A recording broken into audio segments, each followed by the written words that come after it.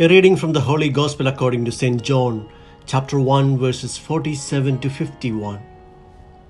Passage taken from the Message version of the Bible. When Jesus saw him coming, he said, "There is a real Israelite, not a false born in his body." Nathanael said, "Where did you get that idea? You don't know me." Jesus answered, "One day, long before Philip called you here, I saw you under the fig tree." Nathanael exclaimed, "Rabbi, you are the Son of God, the King of Israel." Jesus said, "You have become a believer simply because I say, I saw you one day sitting under the fig tree? You haven't seen anything yet.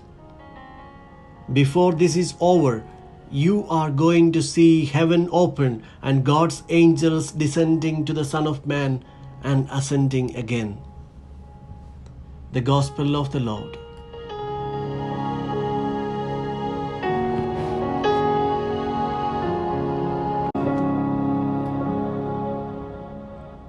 Reflections on the Gospel according to St. John, chapter 1, verses 47 to 51. Today we celebrate the feast of the Archangels, but neither Michael nor Raphael is mentioned in the Gospels. Gabriel is remembered in the annunciation scene to Zechariah and to Mary. This is why the liturgy has chosen a passage that mentions the angels of God in general. You are an angel. We all have heard this compliment at least once, from a friend to whom we have given a hand at a difficult time, from an office colleague, delighted in seeing us react to an offense with a smile and calm words, by a married couple we help to reconcile.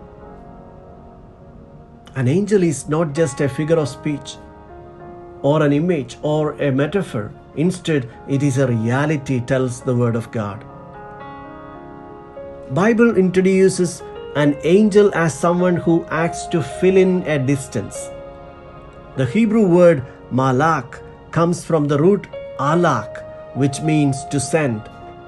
It is attributed to anyone who is sent to convey a message, gather information, or take a specific action in the name of an agent. The Bible does not make any distinction between agents of God or agents of people. Anyone who goes between people or between distant communities or between God and people is called malak, angel.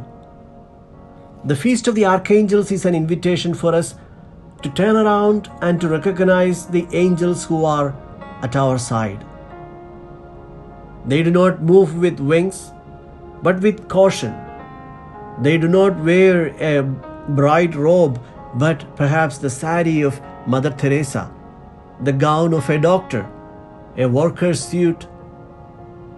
And if they do not have shoes, it is because they removed them to offer them to the poor. The Gospel presents a reference to Jacob's ladder of the Old Testament, when Jesus tells Nathanael that he would see the angels of God ascending and descending upon the Son of Man. The ladder that Jacob dreamed about is now replaced in the New Testament with a new figure, the figure of the Son of Man, that is Jesus himself. Now we understand. Jesus is the ladder that God has sent down to us and that allows us to climb up to heaven. He is the only mediator between heaven and earth. And the angels are all those who help people on earth to be united to God. They bring the divine in the world and people back to God.